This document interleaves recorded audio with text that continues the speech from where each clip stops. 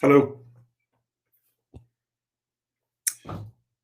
Can you, I can't hear you, but you can probably hear me. Oh, sorry. Can you hear me now? I can. Yep. Awesome. I don't know why. Interesting. Okay. Sorry, it's a little dark in my room right now. Um, I think we've caught up for a lot this week. It seems like, hopefully we're getting some momentum. I just sent that update to Yep. you and to Alex. I'd love to get your general thoughts, but I think, in my opinion, let's walk through that. But I think head of customer success, you know, we've got Alex scheduled with Kyle on Friday morning. Assuming that goes well, hopefully we can move forward with an offer from there. And then if not, we need to figure out kind of next steps with John Jenkins, because I've kind of been, stringing him along, making sure that he's, still actively interested. Right. So you feeling good about that one? Yeah. So I'm kind of ambivalent between John Jenkins or Kyle Day. But I know Alex, he's kind of polarized with people. It's like, hell yeah or okay. Right. Where with me, you'll find me where it's like, I can't, I'm not that sure. I'm not that sure that it's a hell yeah or a hell no. So hopefully he'll take Kyle Day, a little more affordable, a little more scrappy. So I think he'll be good. Okay. That's good. A tiny little bit of debrief information on Kathy Marshall. So when we were going back and forth on equity, we offered 20 and then she wanted more. And then we did 23 and then she wanted 30 or 35. And then we said, well, let's just meet tomorrow, you know, and then, so we didn't say no. We didn't say no that we wouldn't go there. So she sent me an invite, for the very next day to meet at 3 o'clock, very promptly. And then an hour later, she says she took the other job. So very strange where she felt like she had to jump on the other job instead of meeting with me first, see if we come to 30 or 35,000 shares. And to me, it seems like she needs a paycheck, or she was insecure, or she said, a bird in the hand is two in the bush. But it was very abrupt that she, oh, I'm getting 1.5% equity. I got to go. Which that 1.5% equity, if the company's not worth anything and it never sells and it never goes public, it's 1.5% of zero.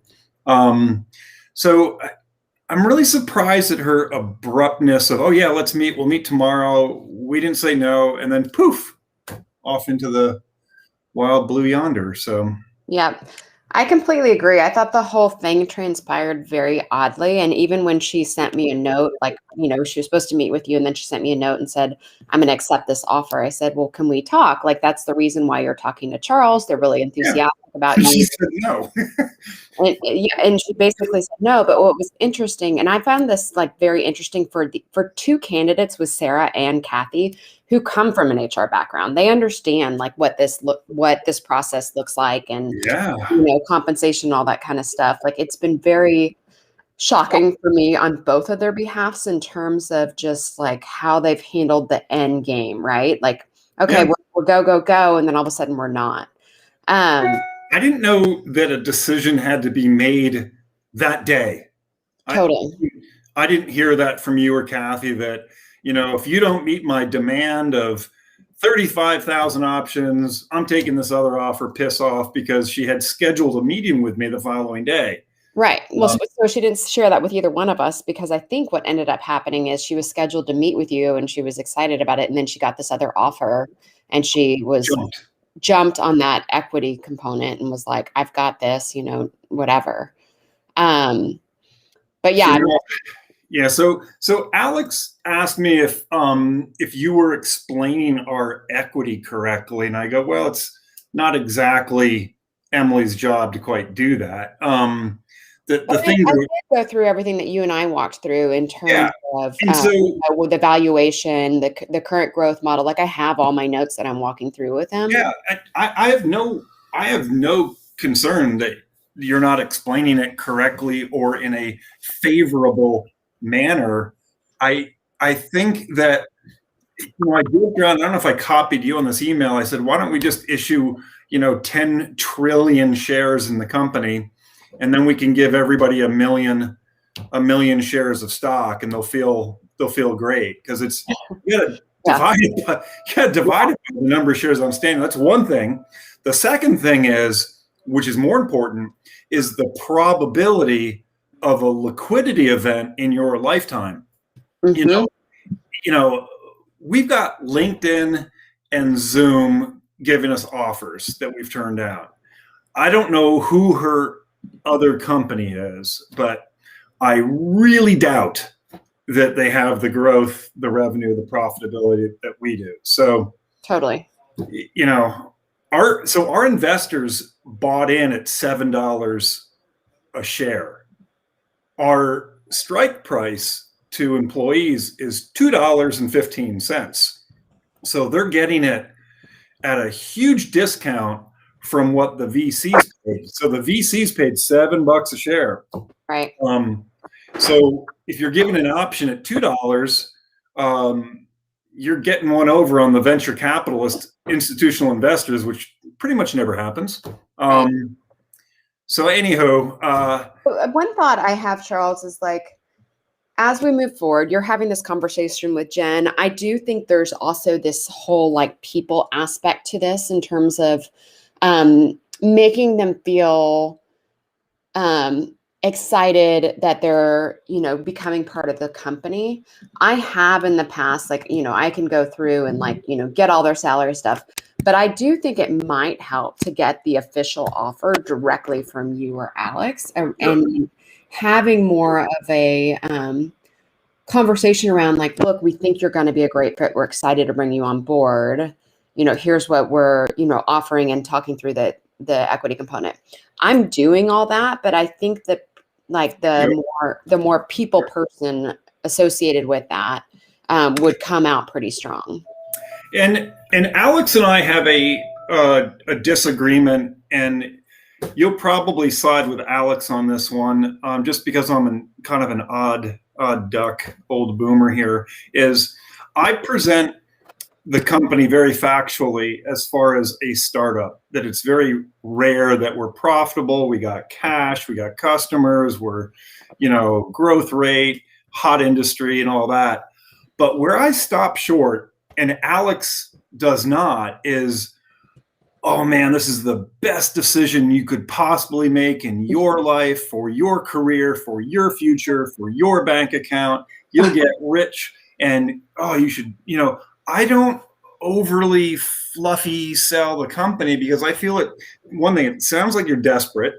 Right. And if they haven't done their homework and they haven't figured out that this is right for them, I'm not trying to convince them it's right for them. Then they come here and 2 weeks later, they find out that, we're 4 people in a crappy office and Alex is a pain in the ass to work with. So, well, I think that's part of the thing, is like you really, and I've been very transparent with everybody around, this is, even though that you guys have been around for a while, it really is in that early stage growth mode.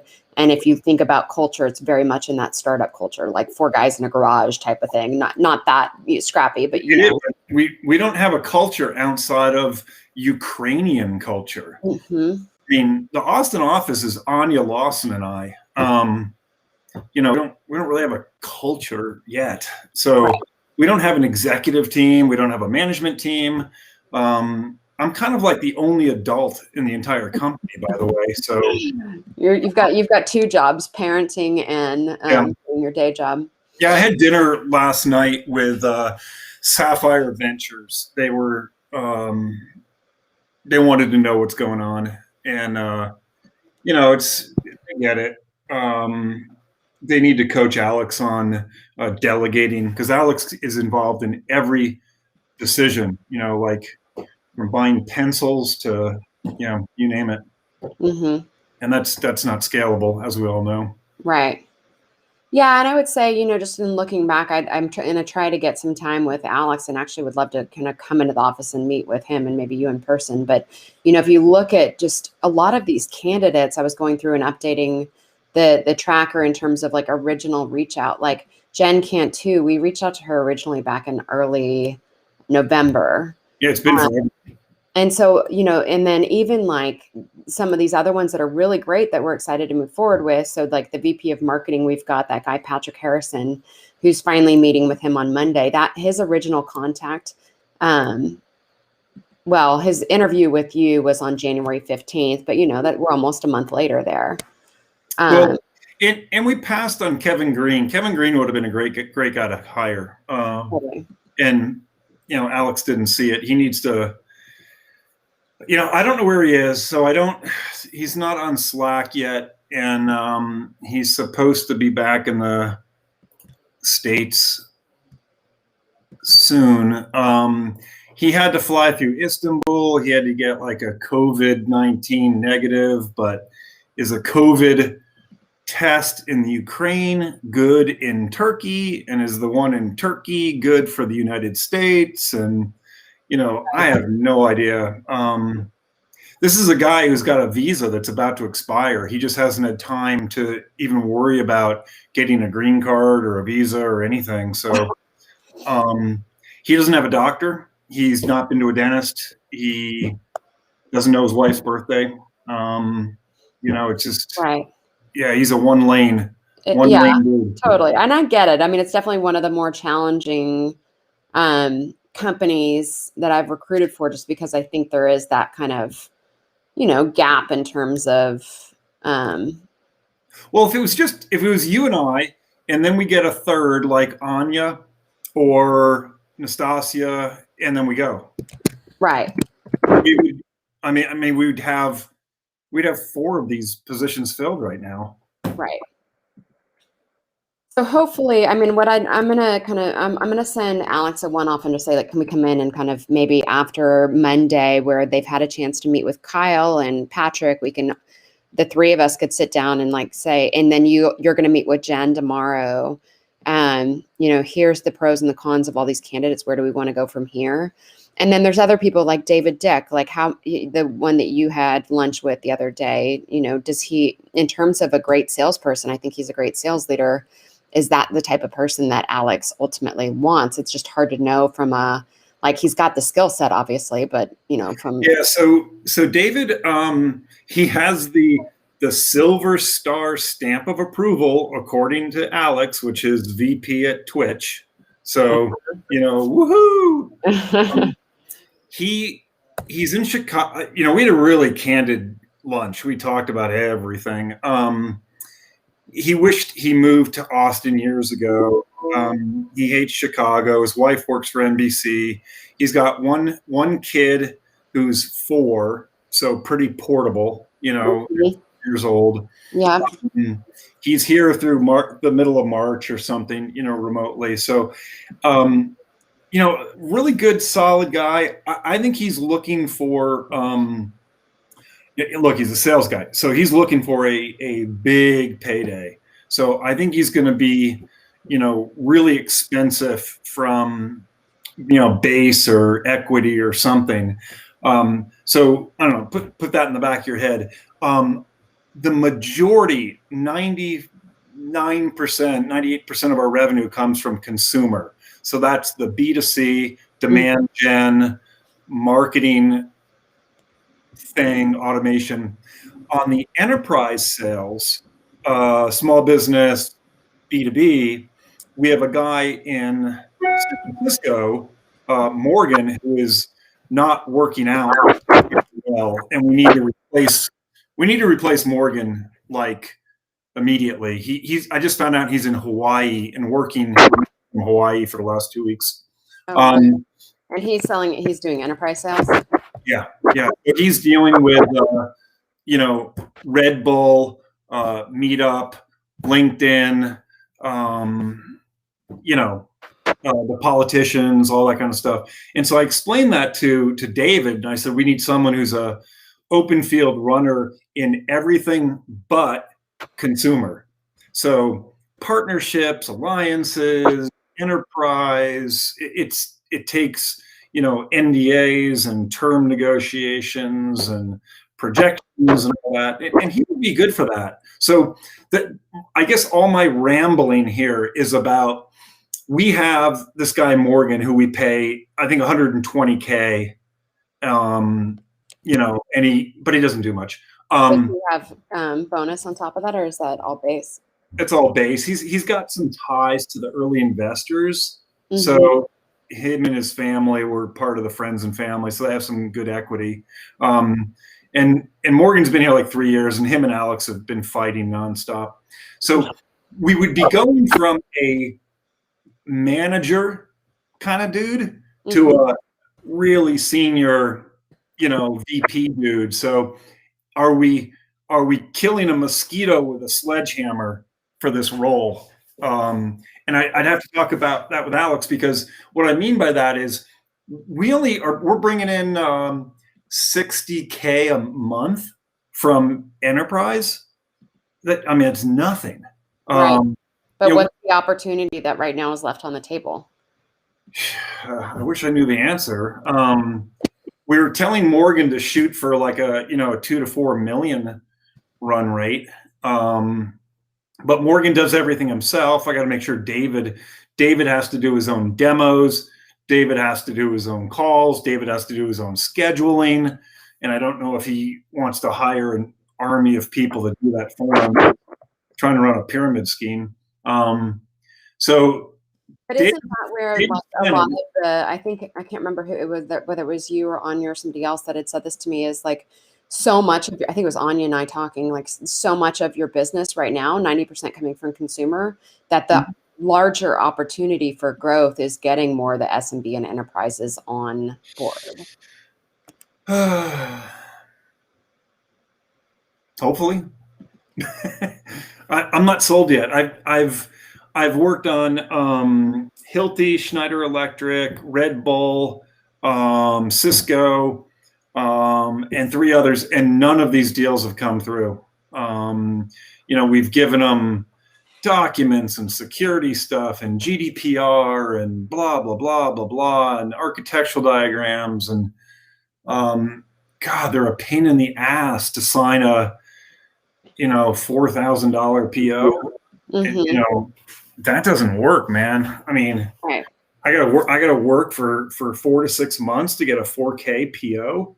Well, and maybe that's the type of person that can operationalize that, where it's not that type of long sales cycle, Yeah. So I think he would be. I like the guy. He's really easy to work with. He's articulate. He says he rolls up his sleeves. We'll see. But again, I don't personally know him. I don't know his friends, so I can't check where I say, oh yeah, someone I really trust says he's really awesome. So I'll stick my head out. I'm not there. I hear it. I think what would help on that role is, like, before I did talk to somebody else yesterday that I think is fantastic. I'll send you his profile after this call. I think it's sales or what? Enterprise? Both. So he's done, hold on, let me pull him up real quick. While you're multitasking, what did David Dick want for comp? He said he's flexible. So I think people like that are joining Restream more on the equity upside than anything else, right? Like, there's his wife works at NBC, so there's 2 incomes coming in. But he's going to want to, I don't know, 300K. I don't know. It just seems to me he's going to be expensive. I don't know. Yeah, but again, that you can get some of these people by selling them on the equity front. And so there's a lot, the people that are excited about an early stage growth company like Restream are the ones that are excited about participating in the upside, that aren't necessarily as excited about just collecting a paycheck, right? If David did more than just selling ad revenue, it'd be so much more compelling. But he sells ad space. That's what he Yeah, does. He sells ads for Twitch. totally. And He we did have, say that he worked on partnerships as well, though, I believe. yes, Here, but let me. we don't do ad revenue. I'm chatting you this guy's LinkedIn profile that I chatted with yesterday. Kenny Parmalee. Emily? He's in LA, totally open to relocating to Austin.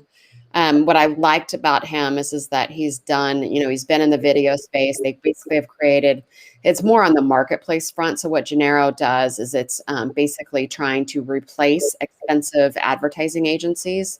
And so they connect like freelance workers to create really cool video production for their clients versus like going out off and trying to scale. So it's more of a marketplace versus like a SaaS platform.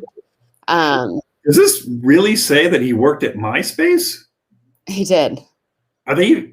I didn't even think they were in business. Well, not anymore. That was back in 2010. I thought they were out of business before then, even. But yeah, okay. Anyway, Because that I can tell you that's exactly what Alex is going to do. He's going to go MySpace.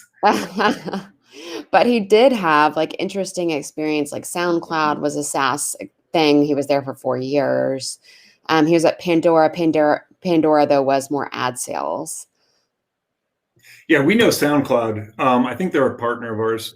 Oh, really? Yeah. Yeah, happy to talk to him. Okay, I'll get some time scheduled between you guys. But yeah, I think on that one in general, it would just be helpful, super helpful for me just to narrow down more around like, it sounds like, more on the like trying to figure out what you don't need salespeople to go out and sell on the consumer space. Most of that's going to be done through demand gen, I assume. And Yes, people all digital. So it's more like, how do you start to test out, like we've talked about these different verticals in the B2B space and figure out like how to create processes that aren't as manual, that can be more streamlined because of the, if you're talking about pretty small ARR from these deals, then you can't spend a ton in terms of a really expensive account executive.